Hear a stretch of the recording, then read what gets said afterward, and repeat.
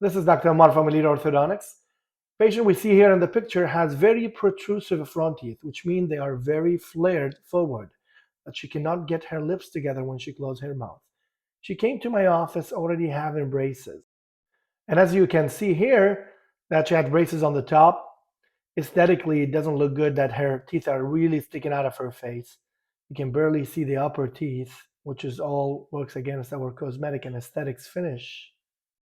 Here we see the lateral cephalometric x-rays. What we can appreciate from this picture is to show how flared her front teeth are. And you can tell how her lips are very strained to get together.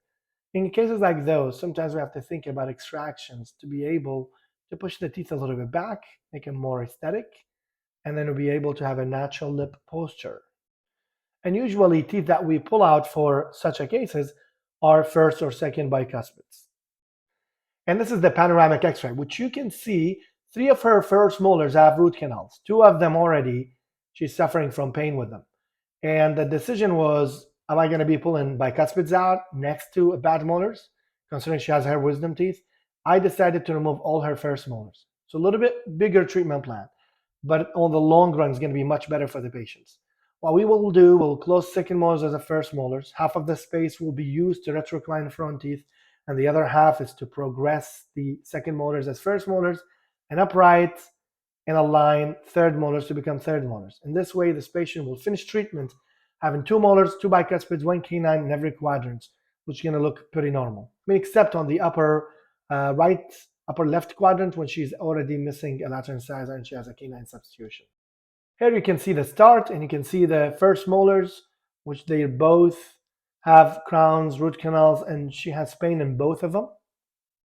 And here you can see both first molars. One has filling and one has a crown with a root canal, and the one with the root canal has pain. Now, for the sake of symmetry, I had to remove both of the first molars.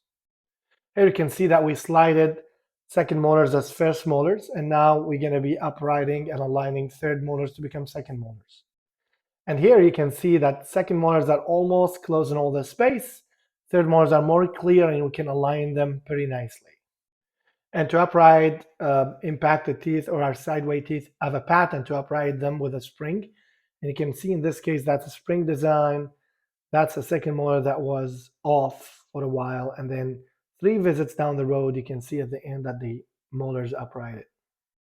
This is of the design when it's active and passive, how we are going to upright the third molar. Patient will end up having all her teeth in a place, no need for implants, no need to keep root canals that's failing.